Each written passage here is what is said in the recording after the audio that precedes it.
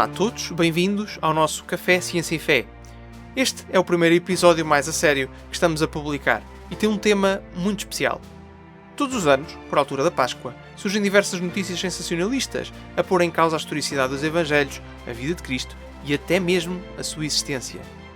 Estas notícias, no entanto, raramente estão em linha com o que se vê no meio académico sobre este assunto, onde mesmo historiadores céticos têm uma visão muito mais positiva deste tema do que aquilo que se vê na grande mídia.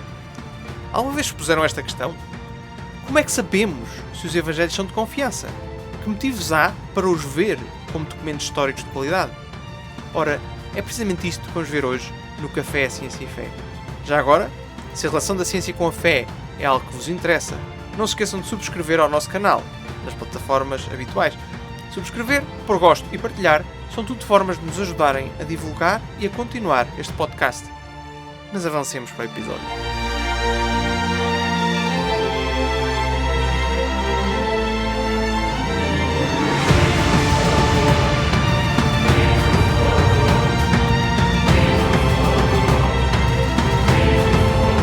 Ora, bem-vindos ao nosso Café Ciência e Fé. Estou aqui mais uma vez com o Bernardo Mota. Olá, Bernardo. Olá, viva Gonçalo, tudo bem? Tudo bem contigo? Tudo ótimo. O tema que vamos abordar hoje tem a ver com a fiabilidade histórica do Novo Testamento. Ao longo da história e em particular nos tempos mais recentes, houve quem pusesse em causa a fiabilidade do Novo Testamento. Será que os textos que nós temos e que nos narram a vida de Cristo e dos primeiros cristãos, será que esses textos são fiáveis? Será que batem certo quando os submetemos a um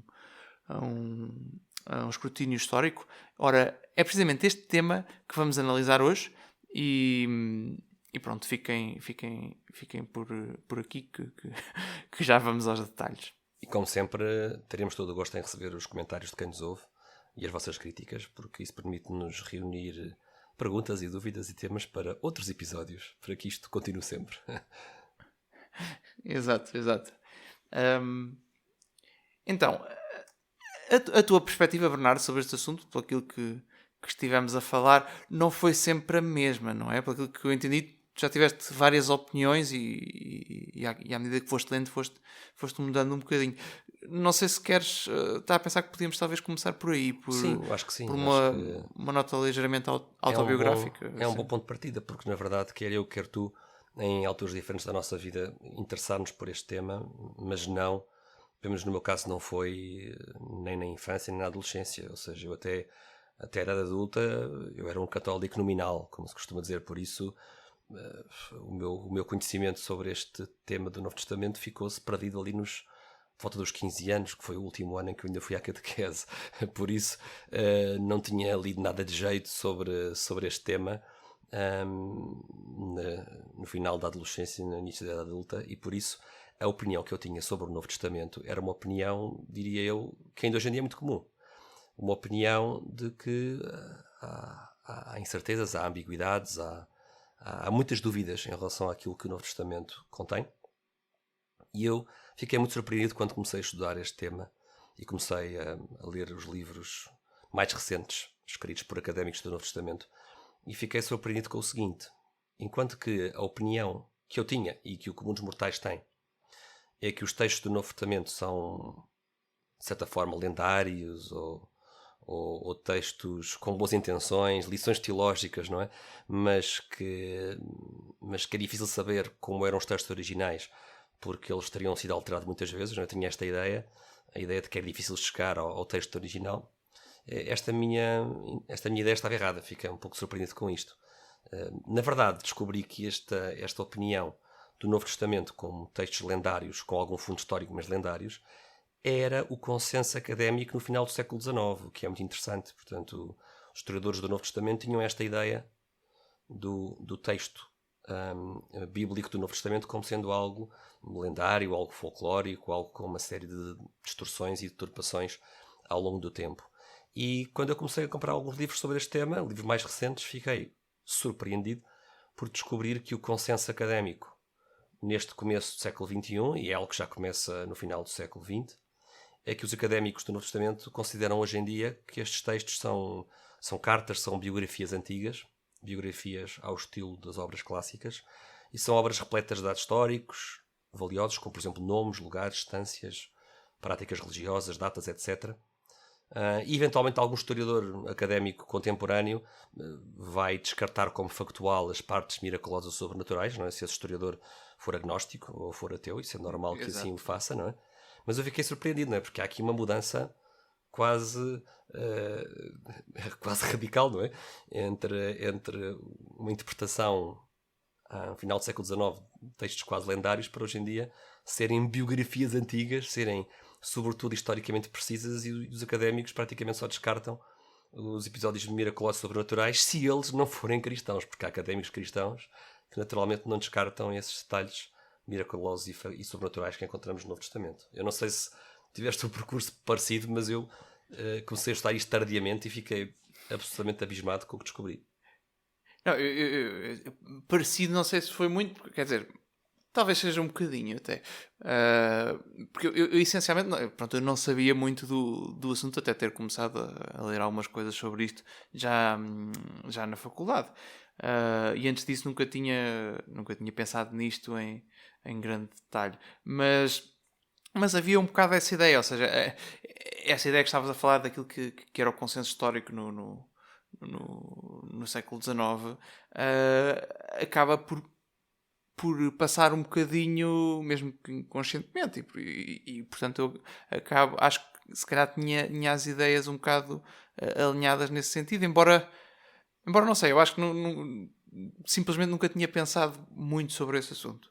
Eu acho que é isso, sabes? Eu acho que, pelo menos comigo também era um bocado isso. Eu acho que nós tomamos como garantido o Novo Testamento, não é? Porque como desde miúdos... Sim, era um bocadinho isso. Não é? Nós convivemos com isto. Era tomar por garantido, mas e aceitava como sagrado, mas nunca tinha pensado, nunca tinha parado para pensar, espera, como é que este documento surgiu? Como é que nos chegou às mãos?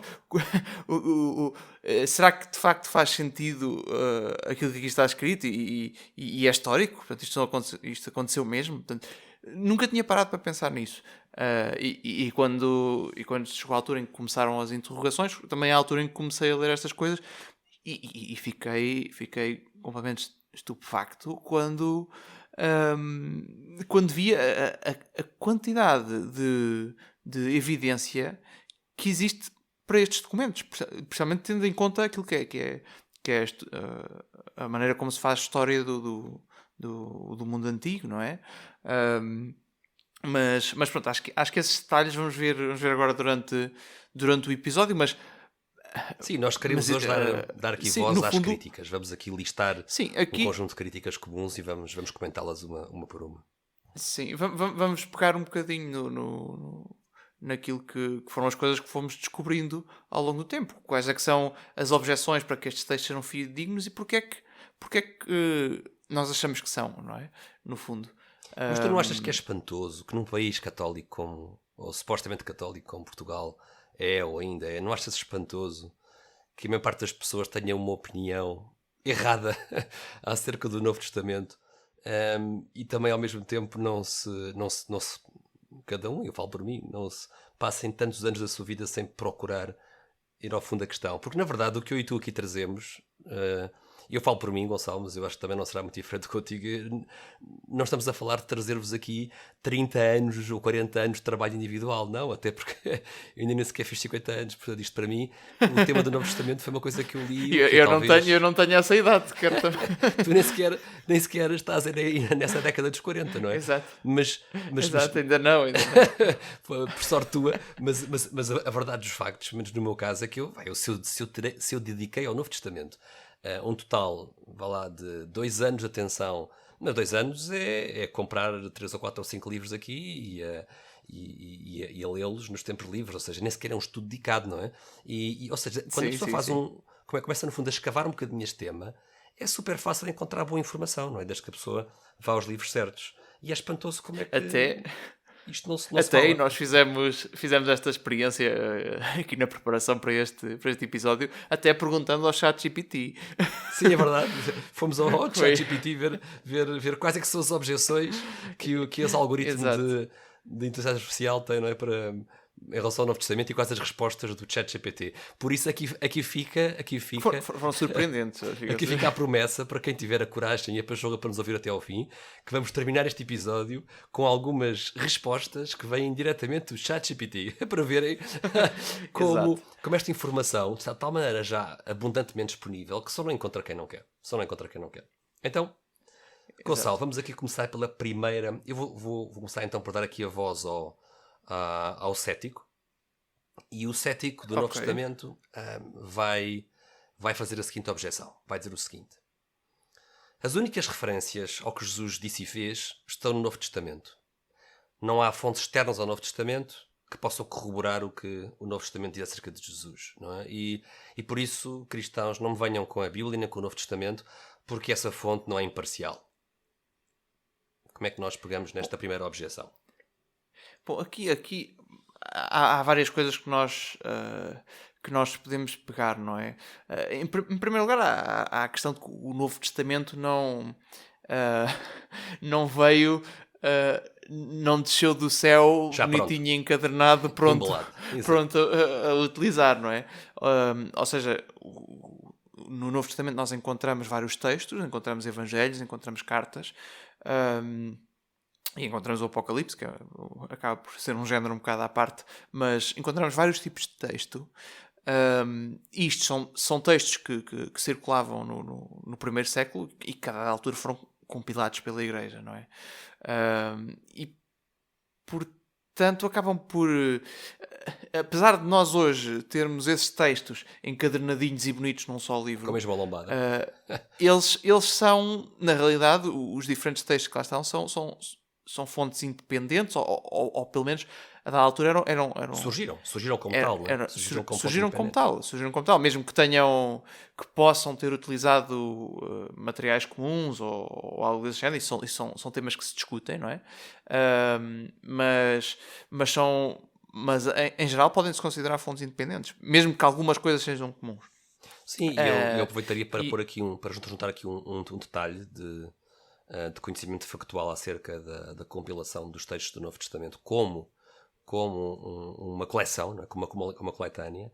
A primeira evidência que nós temos de uma listagem de textos do Novo Testamento, o que se chama de um cânon do Novo Testamento, a primeira evidência que chegou aos dias de hoje é um documento chamado Codex Muratori, que salvo está em Roma, e que data do ano 180 depois de Cristo. É a primeira vez que nós encontramos uma listagem dos textos que incluem o Novo Testamento. Por isso, como tu dizias, nos primeiros tempos estes textos circulavam de forma independente, com mais ou menos influência uns nos outros, não é? E por isso, quando nós dizemos que há várias fontes que atestam a vida de Jesus, aí estamos a querer dizer, é que os textos do Novo Testamento são uma coletânea de várias fontes. Exato. Mas eu diria que para esta questão, bom, talvez esta não seja a resposta mais interessante, apesar de ser um ponto importante, porque se são fontes independentes e são documentos antigos, nós devemos olhar para eles enquanto tal, não é? Acabam por ser várias fontes na mesma. Mas o que me parece mais interessante é que quando se diz que as únicas referências a Jesus vêm no Novo Testamento, isso também simplesmente não é verdade, não é? Porque existem outras fontes da época que estão fora da Bíblia, fora do Novo Testamento, que não são sequer cristãs, e que se referem à pessoa de Jesus. Portanto, é uma personagem histórica. E nós aqui temos desde fontes pagãs como historiadores romanos, historiadores judeus e gregos, etc. Temos essas fontes e temos também historiadores judeus, não é? Portanto, há uma série de outras fontes fora do Novo Testamento que não estão incluídos e que atestam para a existência desta pessoa no primeiro século, que foi Cristo, e que contam diferentes detalhes da imagem que tinham dele e dos cristãos, não é? É curioso que estas fontes acerca de Jesus Cristo não só atestam que ele existiu, como figura histórica. É um pouco estranho ter que dizer isto, não é? Mas hoje em dia, fruto da loucura de coisas que circulam pela internet, há de tudo, coisas boas e coisas más, surgem sempre agora algumas teorias de que Jesus poderá não ter existido, não é? Que é uma hipótese que não é aceita por nenhum historiador do Novo Testamento. Portanto, negar que Jesus possa ter existido é algo que hoje em dia adquire alguma popularidade entre aqueles que não são cristãos, mas quer dizer, começar por dizer isso, não é? Ou seja, Jesus é referido em fontes romanas e em fontes judaicas. E o que é curioso é que são fontes de adversários. Nós vamos ler aqui algumas das fontes neste episódio. Vamos ler algumas das fontes que referem a Jesus Cristo, provenientes de escritores romanos e judeus, e portanto é o atestar de que Jesus existiu e de alguns detalhes do que Jesus fez e do que os seus seguidores acreditavam, pela caneta, não pela pena dos seus adversários, não? Dos seus inimigos. Exato. Não, e só para citar alguns nomes, não é? Temos aqui o Flávio Josefo, não é? O historiador, e temos também Tácito, Suetónio, Plínio o Jovem, Luciano de Samosata. É Samosata que se diz? É mesmo, estes nomes antigos às vezes era um às comediante. vezes uma pessoa o Luciano fica... Samosata era um dramaturgo comediante. Exato, mas são fontes da época que se referem a Cristo. Sim, eu acho que nós vamos ler aqui algumas, vamos fazer algumas citações. Eu, antes de começar a ler citações, gostava de deixar um pouco aqui um resumo de quem é esse Jesus que aparece nestes textos pagãos. Aparece Jesus como líder espiritual, certamente, entre os judeus, um judeu que surge como líder espiritual entre os judeus, que fez vários prodígios na Palestina, que foi condenado à morte e executado sob Pôncio Pilatos. Esse detalhe, que faz parte do credo católico, é atestado pelas fontes pagãs, que morreu na cruz, foi crucificado, que deixou seguidores, e um detalhe interessante é que estas fontes pagãs dizem que os seguidores de Jesus adoravam Jesus como um Deus, o que é muito interessante, e que lhe prestavam um culto, como se ele fosse um Deus, uma vez por semana ao amanhecer. Porquê que isto é interessante? Porque também hoje em dia abunda na nossa sociedade, talvez fruto de leituras estilo Dan Brown e Código da Vinci e coisas do género, a ideia de que a divindade de Jesus é algo que é adicionado mais tarde. Se eu não estou em erro, é o próprio Dan Brown que no seu romance, o Código da Vinci, diz que Jesus foi votado Deus no Concílio de Niceia, no ano 325 d.C. Bom, as fontes pagãs que nós vamos ler daqui a pouco mostram atestam que não era assim, não é? Atestam que os cristãos, os seguidores de Jesus, prestavam culto a Jesus como se ele fosse um Deus e faziam-no uma vez por semana ao raiar da aurora. E as fontes cristãs também, mas... As fontes cristãs também, não é? Mas já que estamos numa de citar fontes não cristãs, não é? Para responder aqui ao nosso cético que diz que não há fontes fora do Novo Testamento, vamos então passar à sua leitura. E vamos talvez começar aqui. Queres ler tu, Gonçalo? Vamos ler aqui o Flávio Josefo. Eu acho que podia ser interessante fazermos o seguinte, porque esta passagem do Flávio Josefo, que o Gonçalo vai ler, que surge na sua obra Antiguidades Judaicas, esta passagem é também conhecida como o Testemunho Flaviano, porque Flávio Josefo, não é? vem do nome de Flávio Josefo, que era um historiador judeu ortodoxo. Portanto, ele não era cristão, era um judeu de gema, por assim dizer. Ele nunca escreveria, por exemplo, que Jesus era o Messias. E o Gonçalo vai ler aqui o Testemunho Flaviano, que surge nas Antiguidades Judaicas, na secção 1833, para quem quiser ir procurar. E esta passagem tem sido muito criticada, não é? Porque os historiadores do Flávio Josefo e da sua obra dizem que este trecho que vamos agora escutar não pode ser todo ele genuíno, porque digamos que os elogios a Jesus são demasiados para aquilo que um historiador judeu poderia escrever. Gonçalo, força. Ok, então, aqui pegando o Flávio Josefo e passa a citar, não é? Ele diz assim: Jesus viveu nesta época um homem sábio, se é que se pode chamá-lo corretamente de homem, pois ele fez obras maravilhosas e foi um mestre para aqueles que recebem a verdade com prazer. Ele atraiu para si muitos judeus e muitos gentios também. Ele era o Messias. Lá está. Ele era o Messias, é estranho aqui... o Flávio Josefo escrever isso, não é? Quando Pilatos, instigado por nossos líderes, o condenou à cruz, aqueles que o amavam desde o princípio não o abandonaram, pois ele lhes apareceu de novo vivo ao terceiro dia, assim como os divinos profetas haviam predito estes e inúmeras outras coisas sobre ele.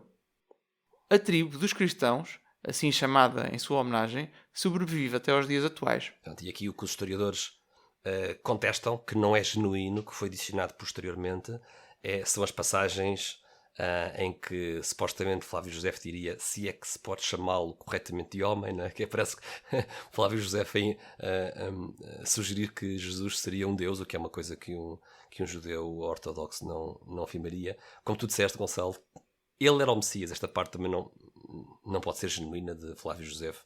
Aí depois também quando Flávio José aparece aqui, põe-se na boca dele a dizer que Jesus lhes apareceu de novo vivo ao terceiro dia e coisas maravilhosas, etc. Bom, estas partes os historiadores hoje em dia acreditam que foram adições posteriores feitas por um copista, por um escriba cristão.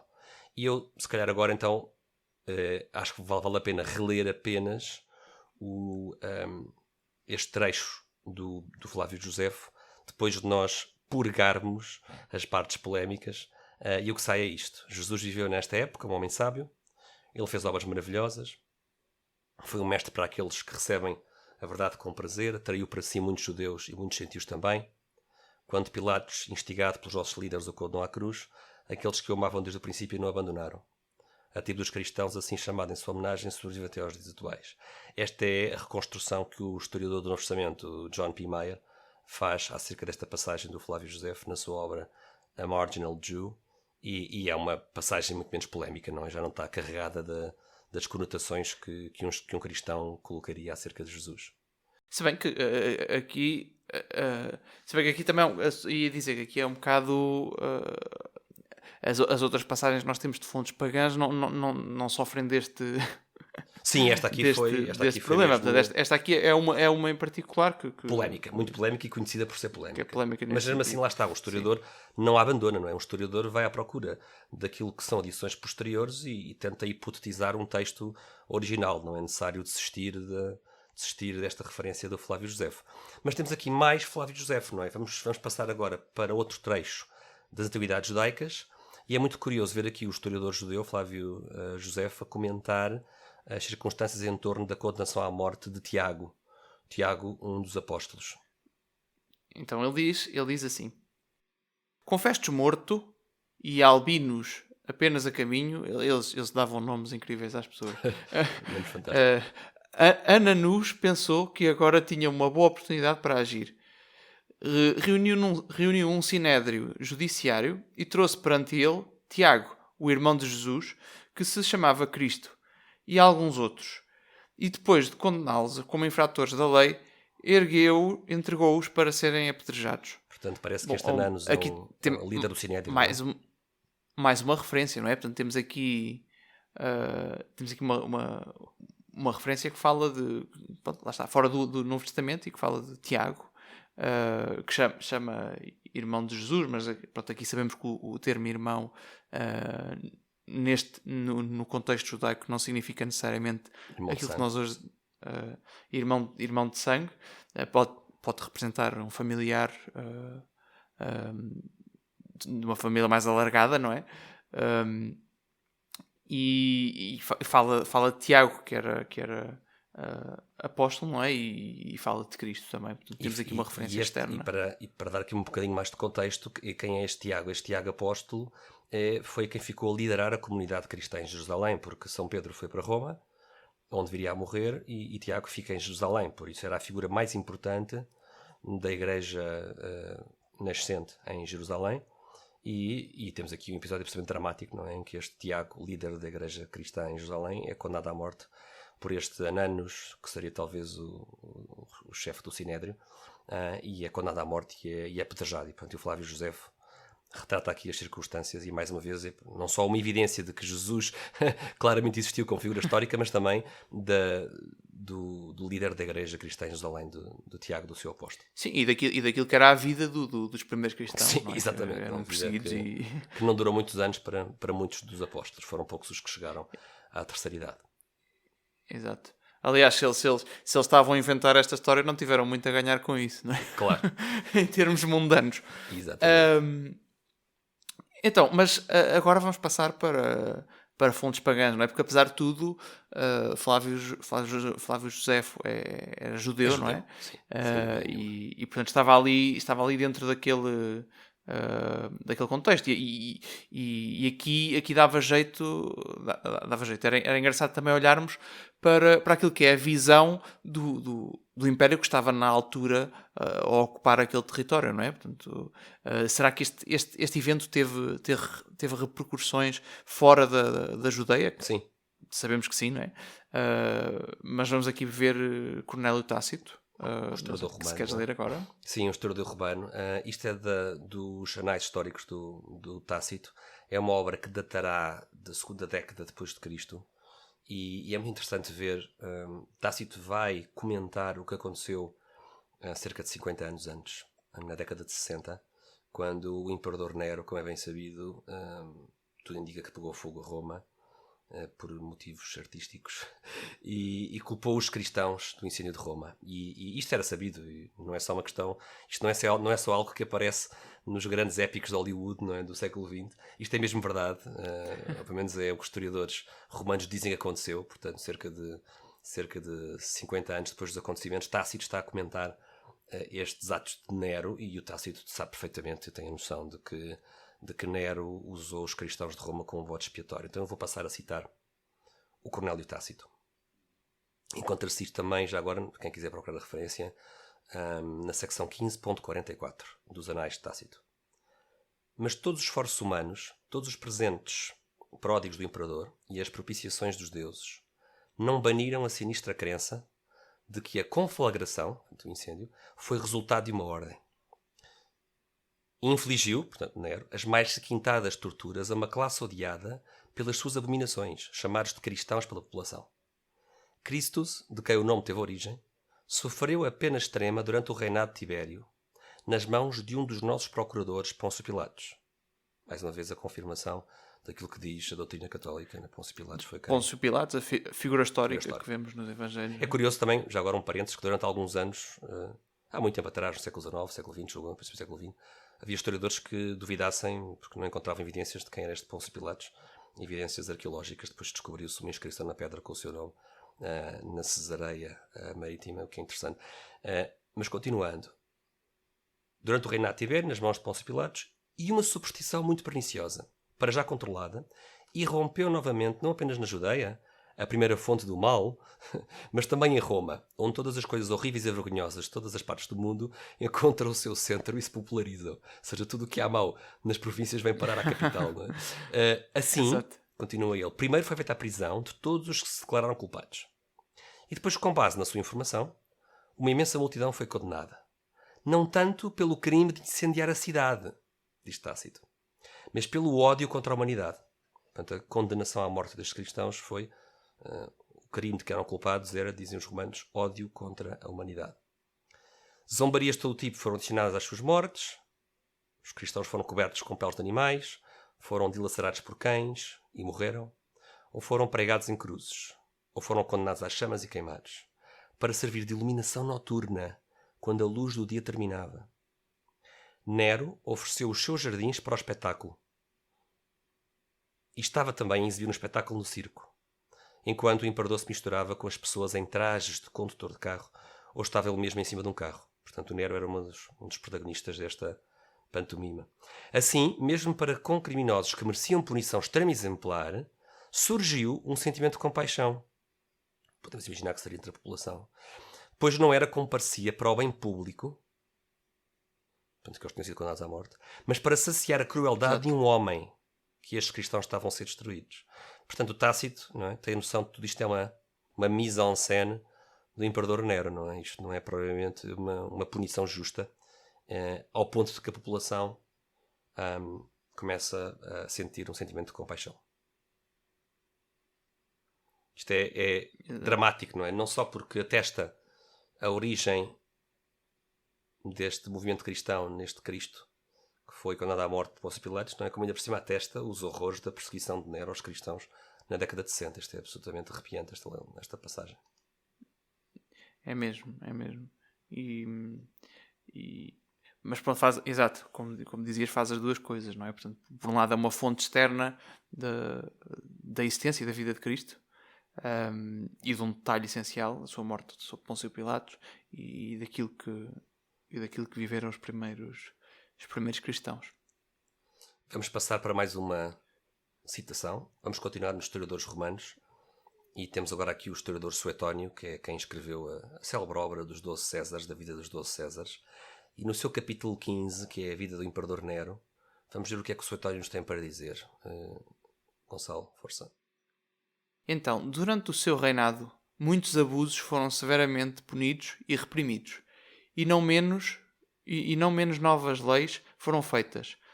Um limite foi estabelecido para os gastos. Os banquetes públicos limitavam-se à distribuição de alimentos. Era proibida a venda de qualquer tipo de iguarias cozidas nas tabernas, com exceção de leguminosas e legumes, enquanto antes todo tipo de guloseima era exposto à venda.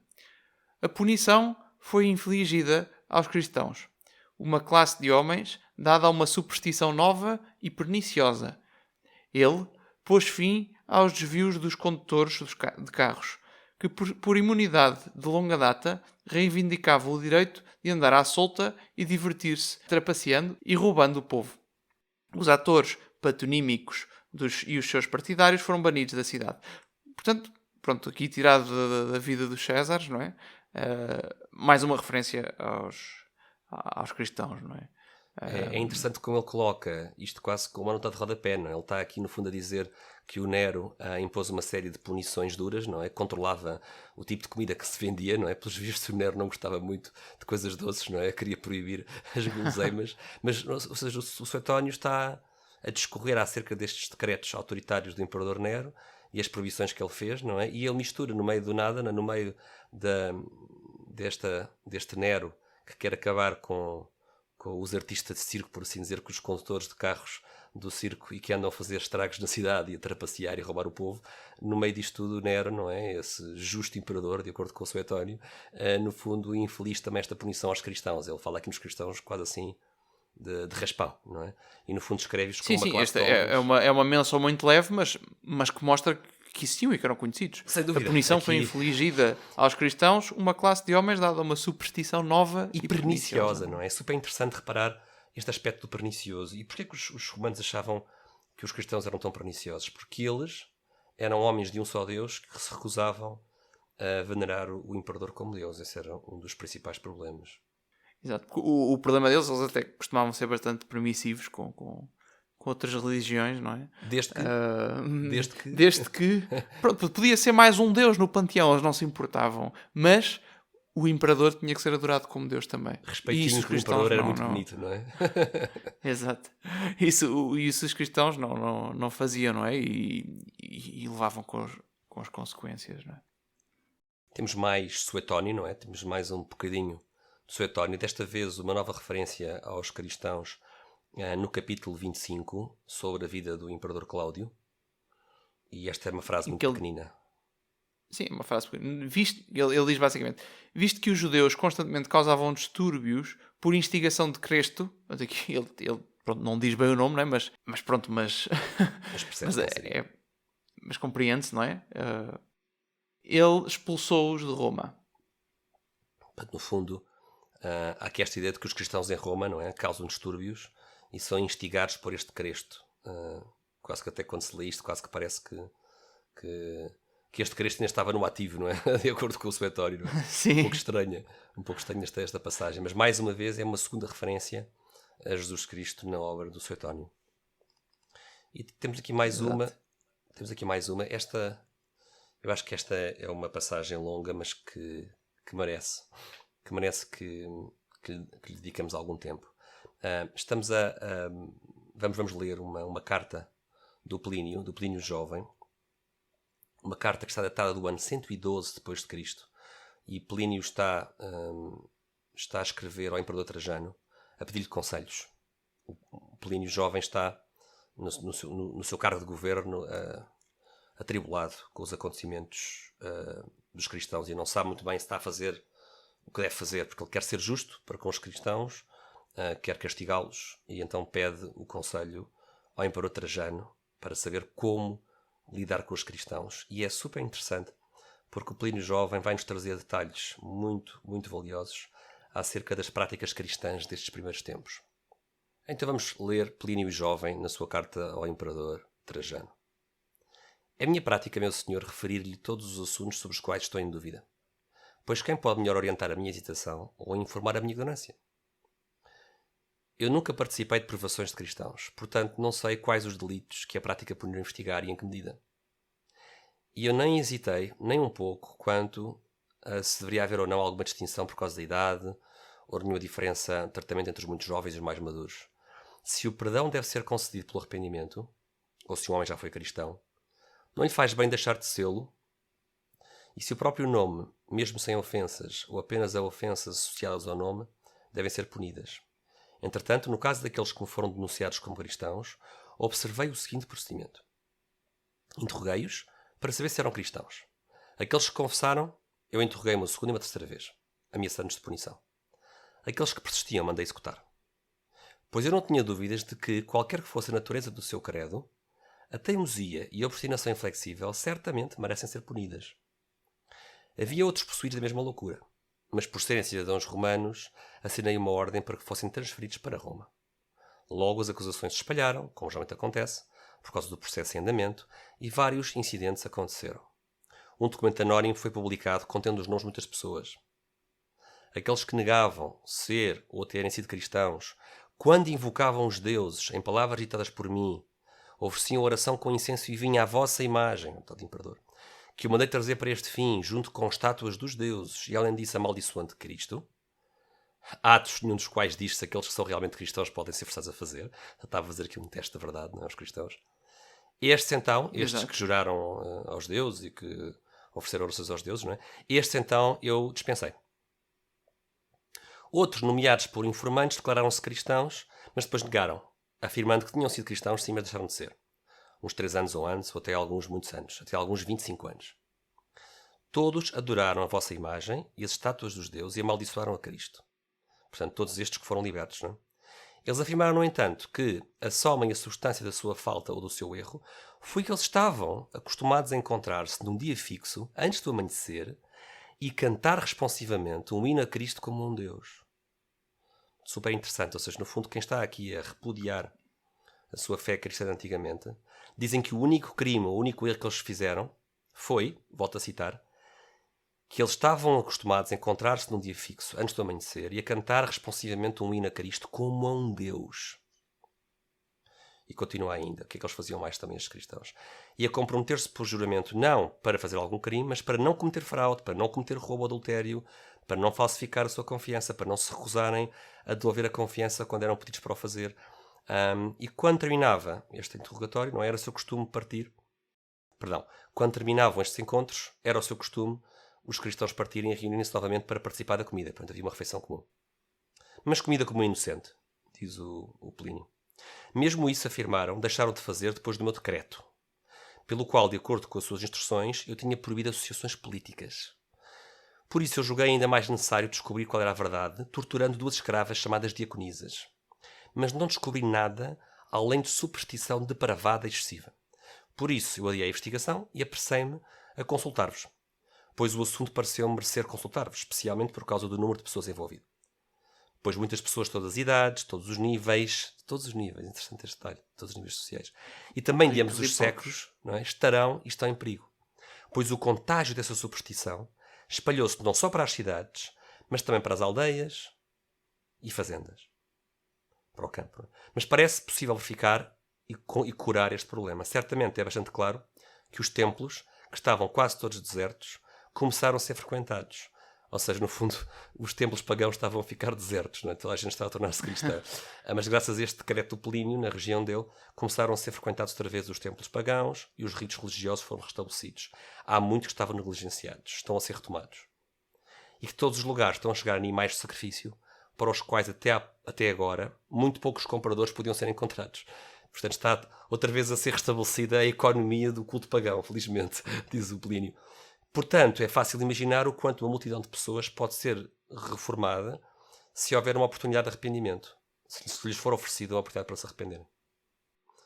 É super interessante esta citação do Plínio Jovem para vermos como é que o poder romano lidava com o crescimento exponencial do cristianismo e também o que é que eles diziam acerca dos costumes dos primeiros cristãos. Portanto, Exato. louvavam a Deus com cânticos num dia fixo da semana, antes do amanhecer e cantavam hinos a Cristo como um Deus. Portanto, nós temos aqui, julgo eu, haveria mais, nós não lemos a do Luciano de Samosa, tem mais uma outra que havia para ler, mas queríamos passar aqui à nossa segunda objeção, porque temos aqui quase uma dezena delas para comentar neste episódio. E Gonçalo, a segunda objeção diz o seguinte: os evangelhos circularam como textos anónimos muito antes de receberem um nome de autor. Isto é uma opinião comum. As pessoas costumam achar que os títulos dos evangelhos foram adicionados posteriormente, não é? Exato. Mas aqui tem vários problemas, não é? Porque uma das primeiras coisas que se pode ver é que se os evangelhos fossem anónimos, em princípio existiriam cópias dos evangelhos que fossem anónimas, não é? Poderíamos olhar para os documentos antigos e encontrar o Evangelho de São Lucas, ou o Evangelho de São Marcos, ou um dos outros, mas de forma anónima. E a questão é que sempre que existem documentos da altura, especialmente os antigos, eles têm sempre o título. Tem sempre um título, se tiver sobrevivido, não é? Porque às vezes evidente, a falar dos documentos o documento está danificado, não é? Claro. Mas não existem documentos não existem documentos em que tenha sobrevivido a parte onde estaria o título, não é? Que não estejam identificados e de forma unânime, não é? Portanto, tu estás a dizer é que não chegaram até nós manuscritos do Novo Testamento sem título. Não temos evidências históricas a favor dessa tese. Seriam de esperar, não é? Seria de esperar se eles tivessem alguma vez sido anónimos, não é? Por outro lado, há aqui uma questão, não é? Que se nós pensarmos um bocadinho, se eles tivessem sido anónimos durante um tempo e depois espalharam-se, não é?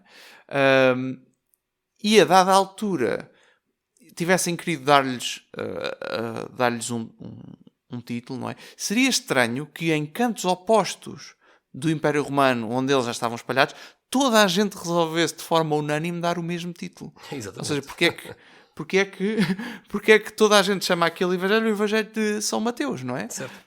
Em cantos opostos. Se eles quisessem fazer isso a seguir, a posteriori, e não se soubesse na realidade quem é que tinha sido o autor, não é? Isso não... O mais provável é que comunidades diferentes tivessem dado nomes diferentes. Diferentes dos evangelhos. E na realidade, quando se olha para as variações dos títulos, são sempre variações do estilo Evangelho segundo São Mateus ou segundo São Mateus. Ou seja, as variações que existem nunca é em relação ao autor, mas são variações de detalhe em relação às palavras que são incluídas no título. Exatamente. E quem nos está a ouvir, façam só este breve exercício em relação ao que nós estamos aqui a dizer. Nós nem sequer temos manuscritos em que apareça um título a dizer Mateus e o texto seja Marcos, ou vice-versa. Nós não temos isso. Nós temos milhares de manuscritos. Daqui a pouco vamos ver quantos manuscritos chegaram até aos nossos dias do Novo Testamento. E todos eles têm um título, e todos eles têm o autor, e não há título trocado com o autor em nenhum destes manuscritos. São unânimes na atribuição.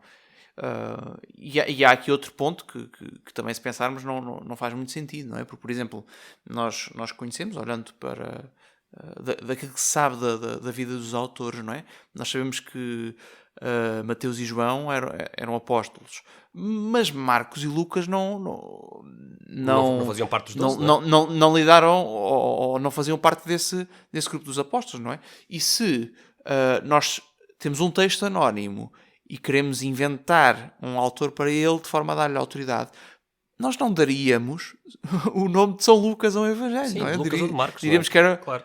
Lucas ou de Marcos. Daríamos o nome dos apóstolos, ou Pedro, ou Tiago, não é? Sim, ou até mesmo como dizem, como fazem os gnósticos, não é? Os evangelhos gnósticos, que são muito, muito posteriores, têm títulos como Evangelho de Pedro, não é?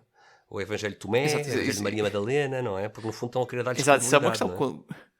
Exato, quando estamos a tentar atribuir credibilidade a um texto que não a tem, que é posterior, que não não a é? tem, Que foi o que aconteceu, exato, que não a tem, fazemos esse tipo de coisas, não é? E aqui são bastante honestos e não escondem o facto de que, por exemplo, São Lucas não lidou diretamente com Cristo, não é? Ele não esconde o facto de que era discípulo de Paulo, não é? E que ele conta que investigou tudo com cuidado, mas admite que não lidou diretamente com Cristo, não é? Isto é algo que, se estivesse a ser inventado, não faria sentido, não é? Gonçalo, São coisas que não. tu já pensaste como é que seria a liturgia nas primeiras décadas, não é? Com textos anónimos. Ou seja, quem está a preparar a liturgia dominical, o que é que vai fazer? Vai dizer, olha, passa-me o anónimo A, passa-me o anónimo B. Quer dizer, como é que isto funciona, não Exato. é? Como é que isto funciona? Os Exato, textos até são para anónimos, saber não é? quem é que. Como é que se podem usar Exato. para o culto? Se eles são anónimos, como é que se distingue? Como é que se consegue sequer preservá-los, não é? Se eles não têm títulos, se não têm autores. É realmente Exato. uma teoria Pronto, agora, muito estranha. exato. Agora há aqui outra questão, mas faz parte de outra das objeções que vamos ver mais à frente, não é? Que é o facto de ser Evangelho segundo São Marcos ou segundo São Lucas ou o que for, não significa que tenha sido essa pessoa a escrever pela sua mão, Evidente. não é? Pode ter sido, mas também pode ter, por exemplo, ditado. Sim. Não é? Pode ter Há recorrido a um aqui escriba. Exato. Mas pronto, mas isso é uma objeção posterior, já lá iremos. Eu não acho é? que temos ainda aqui mais um contra-exemplo em relação a esta questão da tese dos textos anónimos, Gonçalo. Eu acho que foste tu que me referiste a Epístola aos Hebreus, não é? Carta aos Hebreus. Sim, exato, lá está. Essa é outra questão. Porque enquanto nos Evangelhos existe unanimidade, os textos antigos concordam em quem é que foi o autor de cada um deles, não é? Existem outros textos no Novo Testamento em que não é assim. E se nós olharmos, por exemplo, para a carta aos Hebreus, não é? A carta aos Hebreus é uma carta que não se sabe quem é que foi o terá autor, escrito? não é? Pode ter sido Paulo, mas também pode não ter sido, não é? E a consequência E disso? quando se olha, Para os para manuscritos, estes, não é? Exato. sim, para os manuscritos antigos, existe precisamente esta divergência. Portanto, alguns deles dizem que é segundo Paulo, Certo. outros dizem Exatamente. que é outro, Outro autor? outros dizem que é outro autor. Portanto, não existe esta unanimidade que existe nos Evangelhos. E que é o que faz sentido neste caso, não é? Porque foi uma carta que foi escrita a dada altura, não se sabe bem por quem, e depois na atribuição do título foi-se tentando dizer de quem é que era, Encontrar mas quem seria o autor, não é? Mas aí surgem discrepâncias, porque a Carta aos Hebreus serve como, se quisermos, como documento de controle, não é? Porque a Carta aos Hebreus mostra-nos o que é que teria acontecido se os 4 evangelhos tivessem realmente circulado com textos anónimos. Teríamos o tipo de problemas que temos hoje com a Carta aos Hebreus. Exato. Eu acho que é interessante também, Gonçalo, para benefício de quem nos está a ouvir, eu tenho a certeza de que entre as pessoas que nos ouvem temos leitores dos livros do Bart Ehrman. E por isso acho que vale a pena fazer aqui um pequeno parênteses. O Bart Ehrman propõe e defende a tese dos textos anónimos. E ele defende e explica bem porque é que ele acha que os evangelhos surgiram como textos anónimos ao longo da sua obra, dos seus vários livros, mas em particular pode-se encontrar os 4 pontos-chave da teoria dos textos anónimos no seu livro How Jesus Became God, um livro de 2009. E eu queria dizer o seguinte acerca do Bart Ehrman. Primeiro, Bart Ehrman pertence à comunidade académica dos historiadores do Novo Testamento. É um dos mais reputados historiadores do Novo Testamento. Bart Ehrman não é uma pessoa fora deste meio académico. É um dos seus líderes e tem uma obra vasta. São décadas de trabalho nesta área. Portanto, é preciso ter muito respeito pela obra do Bart Ehrman. Dito isto, lendo o panorama de A a Z actual do estudo académico do Novo Testamento, percebemos que o Bart Ehrman não é um representante da posição consensual. O Bart Ehrman representa, se quisermos chamar assim, o extremo cético dos académicos do Novo Testamento. Por isso, sim, é um académico, sim, é respeitável, sim, faz trabalho sério, mas as opiniões que ele tem, nomeadamente a defesa dos evangelhos como textos anónimos, são opiniões eruditas, certamente, mas que estão num extremo ceticismo. Não representam o consenso académico neste momento. do panorama de estudo do Novo Testamento. Então, temos aqui objeções para os textos anónimos. Vamos ver qual é a nossa próxima objeção, aqui na nossa lista de argumentos do cético em relação ao Novo Testamento. Os evangelhos não foram escritos pelos seus autores oficiais. Vamos então ver o que é que nós podemos comentar acerca disto, Gonçalo. Sim, aqui também existe uma série de objeções para isto, não é? Parte do motivo pelo qual se diz que eles não podem ter sido escritos pelos seus autores oficiais é que na altura muita gente não sabia ler, não é?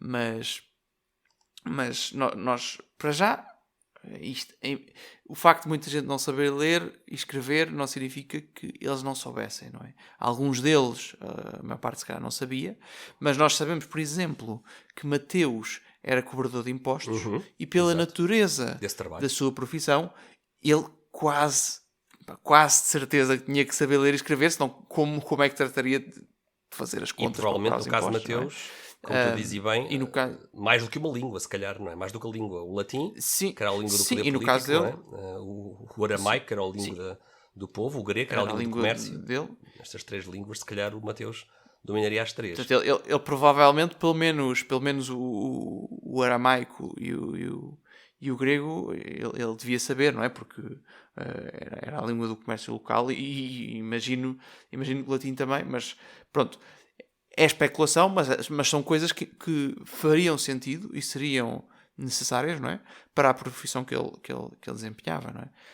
E São Lucas também, sabemos que por várias fontes que era médico, portanto provavelmente também saberia ler e escrever, mas mesmo que não soubessem, não haveria problema nenhum em eles terem ditado o livro que estamos a ler, não é? Dos Evangelhos, terem ditado isso a um escriba e o escriba escreveu. Sim, no fundo era a maneira como as pessoas faziam antigamente, não é? Temos aqui um exemplo. As pessoas precisavam de enviar uma carta a um familiar ou uma coisa assim, e havia escribas responsáveis que eram contratados para escrever aquilo que as pessoas ditavam e no outro lado para lerem aquilo que as mensagens escritas que chegavam, não é? Portanto, isto acontecia. Portanto, a população não tinha que ser não tinha que saber ler no geral para conseguir utilizar a escrita como meio de comunicação, e aqui pode perfeitamente ter acontecido, não é? E temos até, na primeira carta de Pedro, temos até São Pedro a referir o nome de um dos seus escribas, não é? Ele no fundo refere o nome de Silvano como alguém a quem ele ditava cartas. Por isso, e também refere-se curiosamente a Marcos, não é? Marcos, como até a expressão que São Pedro utiliza é o meu filho Marcos, o meu filho. Portanto, no fundo, são assistentes de Pedro. Quer este Silvano escriba, quer Marcos, são assistentes de Pedro. Por isso, os historiadores e a tradição desde os princípios da Igreja Católica, a tradição atribui este nome de Marcos ao homem que acompanhou São Pedro até Roma e que terá recebido a tradição de Pedro e escrito o chamado Evangelho de Marcos, não é? Como a materialização dessa tradição de Pedro, não é? No fundo, a versão de Pedro dos acontecimentos é o que encontramos em Marcos. Exato. E mesmo quando as pessoas sabem escrever, existem vários casos na história, e há várias pessoas que fazem isso, que mesmo sabendo escrever, preferem ditar, não é? Porque, enfim, a maneira como nós dizemos as coisas quando estamos a falar é muitas vezes diferente de quando estamos a escrever. Grandes políticos, não é? Que fizeram isso, não é? Que ditaram as suas memórias, não é? E alguém datilografou. Claro que sim. O mais possível. Portanto, não é problema nenhum. E há até, se repararmos em algumas cartas de Paulo, há algumas partes em que parece que a frase fica deixada a meio, não é? E há quem diga que isso é evidência de que, apesar de Paulo saber ler e escrever, porque era um académico, não é? Pronto, no sentido mais geral da palavra, mas apesar de ele saber ler e escrever, ele provavelmente, a dada altura, entusiasmava-se tanto a ditar, não é? Que a frase que o escriba estava a escrever acaba por ficar a meio. No fundo, são sinais de oralidade, não é? Sinais de oralidade. Exato, que se encontram no texto sinais de escrito. oralidade que se encontram. Exato. E tu não consegues imaginar, não é? Quando Jesus está a escolher os 12 e está a escolher no meio daqueles homens todos, na sua larga maioria eram gente da pesca, e ele está a pescá-los um a um, não é? Pedro, Tiago, João, etc. E todos eles seriam homens analfabetos ou com uma literacia muito rudimentar, não é? E de repente chega a Mateus, não é? Exato. E ele diz ao cobrador de impostos, Mateus, levanta-te, segue-me. Lá está um homem que sabe escrever, ou seja, se for preciso, de entre os 12, encontrar o homem ideal para escrever, não é? Nós podemos imaginar os discípulos, depois da morte de Jesus, a pensar: quem é que vai escrever as memórias do Salvador? Tu não. Mateus, tu sabes escrever. Não é estranho, não é estranho. Não, depois da morte ou até antes, Ou até não é? antes. Porque nós, Ou até antes. essa é outra das questões. Portanto, há outra das objeções que nós também temos aqui, é a ideia de que os evangelhos foram escritos alguns anos depois, não é? Depois da morte de Cristo, e portanto a mensagem passou de boca em boca e acabou por se tornar um bocado lendária. Fazem a analogia com o jogo do telefone estragado. Na minha geração nós chamamos de telefone estragado. Há outros sítios em que chamam de telefone chinês, mas todos nós conhecemos isso, não é? Aquele jogo em que as crianças se juntam, não é? Há uma que diz que passa uma mensagem de uma ponta à outra, não é? Só pode dizer a mensagem uma vez. Essa mensagem é dita ao ouvido, portanto, mais ninguém a ouve. E vão passando a mensagem de pessoa em pessoa, até que chega à última e a mensagem vem completamente deturpada, não é? Mas este é um contexto, portanto, o contexto desse jogo, que tem como objetivo chegar a uma mensagem deturpada para as crianças se rirem, não é? Porque o resultado é completamente diferente. É o jogo de telefone chinês. Inicial.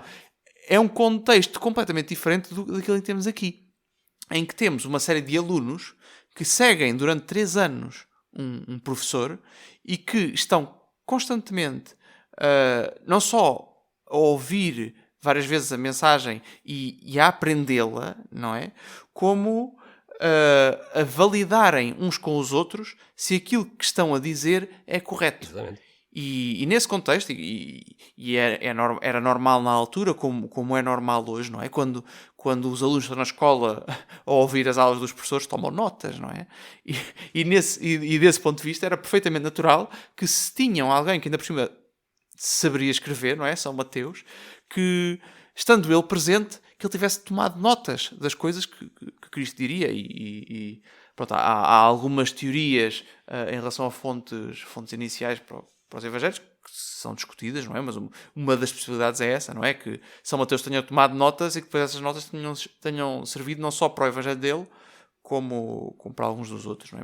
Mas pronto, isso são já detalhes, mas é só para dizer que a ideia de que foi uma coisa que se disse e depois a mensagem foi deturpada neste tempo entre a escrita dos evangelhos e entre a mensagem de Cristo e a escrita dos evangelhos, é uma ideia que não faz sentido neste contexto, não é? Não faz muito sentido. Eu gostava de, antes de passarmos ao tema da deturpação do texto, porque é um tema sobre o qual nós temos algumas coisas aqui engraçadas para partilhar com quem nos está a ouvir, eu gostava só de terminar aqui esta objeção em relação aos autores dos evangelhos. E vamos aqui buscar as fontes externas ao Novo Testamento, as fontes dos padres da Igreja, da patrística, e vamos ler aqui talvez 2 ou 3 trechos do que os padres da Igreja disseram acerca dos autores dos livros do Novo Testamento. Vamos começar por Papias. Papias é um padre da Igreja que escreve na Ásia Menor, a partir de Herápolis. Papias era discípulo do apóstolo São João e escreveu alguns na 2ª, 3ª década depois de Cristo. Então diz Papias acerca de Mateus. Diz: Mateus compôs os ditos de Jesus, imaginamos, não é? No dialeto hebraico, e depois cada pessoa se interpretou o melhor que pôde. É interessante porque Papias aponta para um eventual conjunto de ditos de Jesus que foram compostos em língua hebraica. Depois vamos ler o que é que diz Ireneu. Ireneu de Alexandria, desculpem, não Alexandria, disparate, Ireneu de Leão, é um discípulo de Policarpo, que por sua vez foi discípulo do apóstolo João. Portanto, este é o Ireneu, Santo Ireneu de Leão, que escreveu a obra contra as heresias. Portanto, só para dizer que estamos aqui a falar de pessoas que lidaram com eles, não é? Portanto, Papias foi discípulo de João, discípulo, não é? Sim, e Ireneu foi discípulo de Policarpo, que foi discípulo de João. Portanto, há aqui uma ligação muito próxima. Mas Ireneu, como é uma geração acima de Papias, escreve no final do século II, então diz Ireneu acerca de Mateus. Diz, Mateus também publicou um evangelho escrito entre os hebreus, no seu próprio dialeto, portanto corrobora o que diz Papias, enquanto que Pedro e Paulo estavam a pregar em Roma e lançar os fundamentos da igreja. Interessante, porque aqui Ireneu está a datar o evangelho de Mateus da estada de Pedro e Paulo em Roma. Uma datação muito seja, mais... Eles ainda estavam vivos. Portanto. Sim, é uma datação muito mais jovem, digamos assim, do que a datação que hoje em dia fazem muitos académicos. Clemente, agora sim, Clemente é que é de Alexandria. Clemente de Alexandria, no Egito, escreve no ano 200 depois de Cristo, acerca de Mateus, diz o seguinte: no entanto, de todos os discípulos do Senhor, apenas Mateus e João nos deixaram memoriais escritos. Portanto, segundo Clemente de Alexandria, Mateus e João, os autores dos dois evangelhos, são os discípulos de seu nome. E eles, diz a tradição, foram levados a escrever apenas sob a pressão da necessidade. Mateus e João foram levados a escrever sob a pressão da necessidade. Pois Mateus, que primeiro pregou aos hebreus, quando estava a ir para outros povos, escreveu o seu evangelho na sua língua nativa. E assim compensou aqueles a quem foi obrigado a deixar pela perda da sua presença.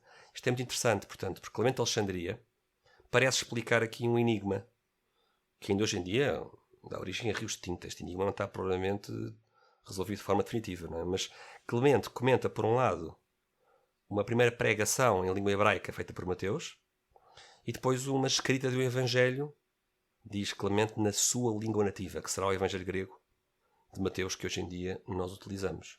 Portanto, é interessante só termos a noção de que a patrística, os padres da Igreja, nos primeiro e segundo século depois dos acontecimentos, estão a identificar quem é que são os autores destes textos. Estão a dizer-nos quem é que são. É o Lucas, que é médico. É o Marcos, que acompanhou Pedro para Roma. Ou seja, as pessoas não são pessoas desconhecidas e os textos não são, de certeza, anónimos. E são já unânimes também, não é? Na atribuição destes nomes. Ora bem, já existe logo essa unanimidade. É um bom ponto. Sim. É outra questão. Mas, ainda aqui ao teu tema do telefone chinês, Gonçalo, porque tu referiste essa ideia que é tão comum, que as pessoas têm e que é tão abundante, de que o primeiro século da nossa era foi um século no qual os textos do Novo Testamento foram sujeitos a esse jogo de criança, não é? E como tu disseste bem, isso não é credível. Não é credível que textos que são proclamados oralmente possam ser distorcidos dessa forma, porque haveria sempre alguém na audiência, não é? A ouvir a proclamação do texto, e até algumas das pessoas, se calhar ao princípio, que teriam conhecido o próprio Jesus e que poderiam atestar se aquilo que estava a ser lido é verdade ou não, não é? Há mecanismos de controle na palavra proclamada oralmente, não é? E esses mecanismos de controle, que são a circulação de textos por várias comunidades e a proclamação oral desses textos, esses mecanismos de controle estabilizam os textos.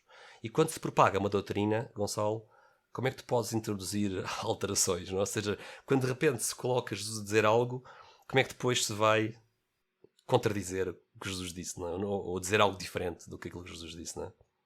Fica muito complicado introduzir modificações. Sim, quando temos todos estes...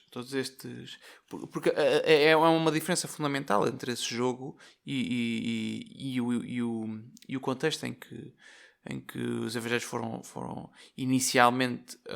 em que inicialmente se passou a mensagem e depois os evangelhos foram escritos, não é? Porque enquanto nesse jogo se força a que a mensagem seja passada dita uma única vez a uma única pessoa e que nenhuma das outras ouve, aqui era dita várias vezes para ser fixada de forma pública, portanto ouvida por várias pessoas, para que a mensagem não se perdesse, não é?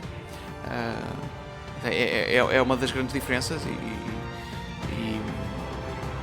e que dá muito mais credibilidade ao texto.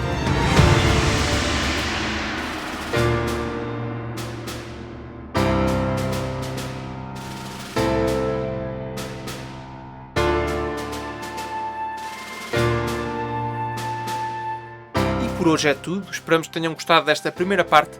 O tema é fascinante e um episódio simples não seria suficiente.